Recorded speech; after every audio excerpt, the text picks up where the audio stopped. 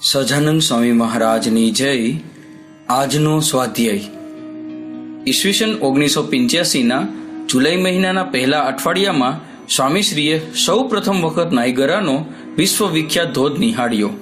America અને કેનેડાને જોડતા rainbow બ્રિજના છેડેથી લગભગ 1 કલાક સતત ચાલતા ધોધ નિહાળતા સ્વામીશ્રી કેનેડિયન સાઈડ પર ધોધની બાજુના બગીચામાં બિરાજ્યા. સતત અડધો કલાક ધૂન કરાવી, ભજનની પંક્તિઓ ગૌડાવી અને ત્યારબાદ સામે બેઠેલા સંતો મુક્તોને ગોષ્ઠી કરતા ખૂબ કરુણાએ કરીને કહ્યું કે તમારા મનમાં એમ હશે કે સ્વામી 1 કલાક ફરતા ધોધ જોતા આવ્યા, પણ મેં 1 સેકન્ડ પણ તમારી જેમ ડાફોડિયા માર્યા નથી. હું તો સતત એક જ વિચારમાં હતો કે આ નાયગરાનો ધોધ કેવો સતત એકધાર્યો વહી રહ્યો છે. એમાંથી ઉડી રહેલી પાણીની ઝીણી ઝરણ, ધુમ્મસ, જળબિંદુઓ અને અફાટ જળરાશિ વગેરેની કલ્પના પણ થઈ શકતી નથી અને દુનિયાની આ એક અજાયબી ગણાય.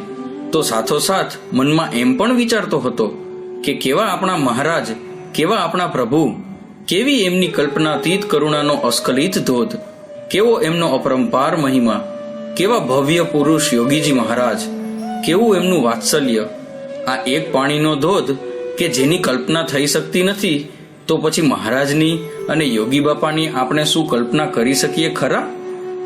એમ વિચારતા પ્રાર્થના કરી કે હે મહારાજ, હે યોગી બાપા, જેમ આ એક પાણીનો ધોધ જોઈને બધા પુલકિત થઈ જાય છે અને આનંદ માણે છે, તેમ તમારા નિષ્ઠાવાળા સમાજના મુક્તોના હૈયામાં બ્રહ્માનંદની પ્રાપ્તિના મહિમાની, દિવ્યતાની અને રશ્મિતાની આવી સુંદર છોડો તું પ્રગટાવી દેજે, જેથી અપાર દિવ્ય સુખમાંથી અમે કોઈ બહાર જ નીકળી ન શકીએ.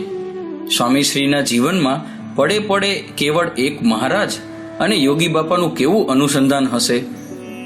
જય સ્વામિનારાયણ. પ્રગટ ગુરુ હરિપ્રસાદ સ્વામી મહારાજની જય. આત્મીય સમાજની જય. શ્રી ગુરુહરિ સુવર્ણ દીક્ષા મહોત્સવની જય.